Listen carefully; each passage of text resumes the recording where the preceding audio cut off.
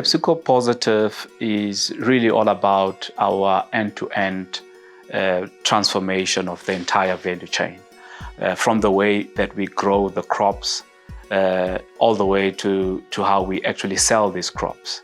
It also includes how our consumers interact with our products, and also how we ultimately dispose of the packaging from the products that we produce. Now, PepsiCo Positive is divided into three very important strategic pillars. One is positive agriculture, the second one is positive value chain, and the third one is positive choices. There's a lot of innovations that we're driving within PepsiCo in South Africa. Just to name a few, we're investing a lot in finding new innovative solutions when it comes to water and energy techniques that we can use within our operations. We've invested significantly in finding alternative, recycling solutions within our operations. And very importantly, we are also working on, power purchase agreements, and hopefully, with the support from government, we can get those off the ground very soon. I'm also very excited about the solution that we are currently working on with Standard Bank on green funding, which I think is very revolutionary and will really take the industry to the next level. It is firstly understanding our clients' needs and their journey that they are taking towards sustainability.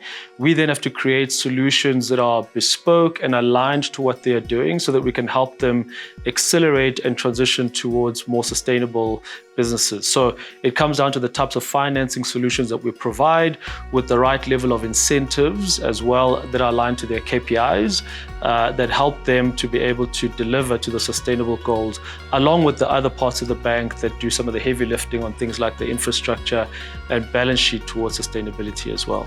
So through our PepsiCo Positive agenda, we have achieved significant milestones here in South Africa. And just to name a few, through our regenerative agriculture program, we now use regenerative practices in 103,000 acres of wheat and maize in South Africa. Through our climate agenda, we generate on-site solar of 12 megawatts in 15 of our operating facilities. On the water front, we now replenish 100% of the water that we use within our facilities and use world-class practices in driving water efficiencies. So if you then think about a beverage and food company, it comes down to everything from how one utilizes resources, particularly things like water. It's a very scarce and important commodity and resource on the continent. It also comes down to how you produce the goods, the energy that you consume and the type of energy. And then of course, as you distribute your product, how do you then engage with the infrastructure, and of course, how do your goods move across? Then it is also about other things like nutrition. So it's not just about producing delicious snacks and refreshing beverages, but it's also about making sure that health and nutrition that goes with it is something that everybody has to think about in the evolving needs. And then regulation, of course, thinks about this, and it's something that we have to all navigate in this particular era.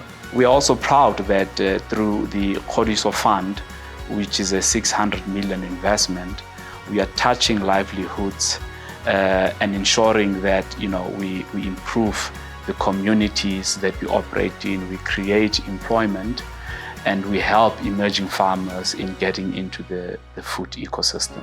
Yeah, I want the supply chain to be reflective of the environment that we operate in. And therefore, I'm very committed to driving both diversity and inclusion, not only within our operations, but even in the greater food ecosystem in our country. And we know that localization is an important vehicle in driving that inclusion, while at the same time also supporting the organization to build a much more resilient and responsive supply chain.